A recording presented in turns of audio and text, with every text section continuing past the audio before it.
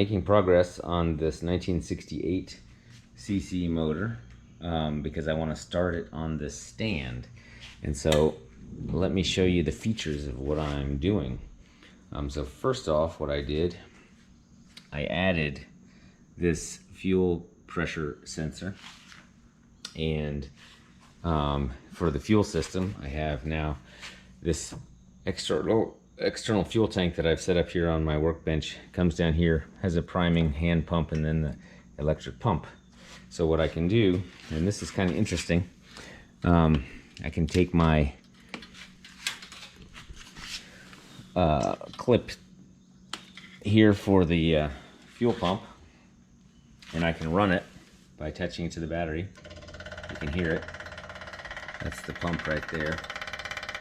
And then what I do is I look up here and I can see my fuel pressure is going up.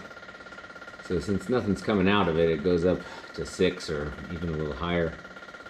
But probably when this engine's running, it'll probably not be that high. Also, the height of the gas makes a difference. If the gas is higher than the pump, then it actually increases the pressure. So in any case, that is my fuel setup. So the fuel, right, comes in here to the pump, comes up here and over here, and the gauge is here. This is the same gauge that I got with the air-cooled hardline kit on the 2032, so I just bought another one, put it in here before my fuel filter, and I left the 6AN fittings with the braided steel line there. So I have that, and I have the I have all of my electrical system, including the generator here. This is now wired up. I don't really have the right color wires, but if you look here, it's wired up and going to my voltage regulator, which I'm going to wire up as follows. So I have, this is going to be my battery wire, which goes to my starter. Starter is going to go up here as soon as I get my Zalex ring and control box, and then the control box sends the ignition to here. Also coming out of the battery wire then is the wire that's going in here to the voltage regulator, and then this comes out here, which then goes into the control box for the battery voltage. Then, as I said, I've got here my DF and my D+, and then let's see, this one goes out to the generator light, which is on the control switch. So there's that. That's all the electrical for this. Then what I ordered is a breather box. The breather box, I think I'm going to try to mount that right up here, and then I've got this breather tube.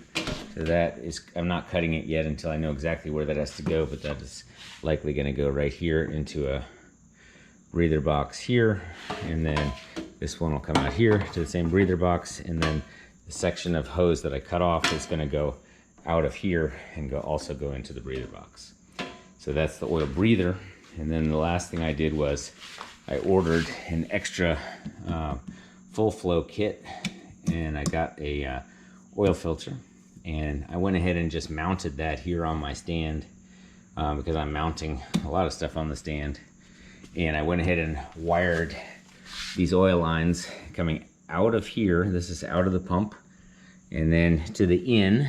This one says in, and then goes through the filter, and then it comes out of the filter and dumps it back in up here. So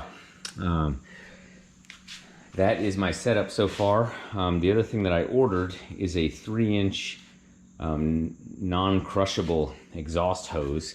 What I'm going to do is I'm going to run that out of the exhaust, and it's an 11-foot tube. I'm hoping that I can just run it around, and I'm going to rig something up here that just goes out my window. And then what I should be able to do is just run this motor pumping the exhaust out of my garage, and I should be able to just tune it without breathing the exhaust.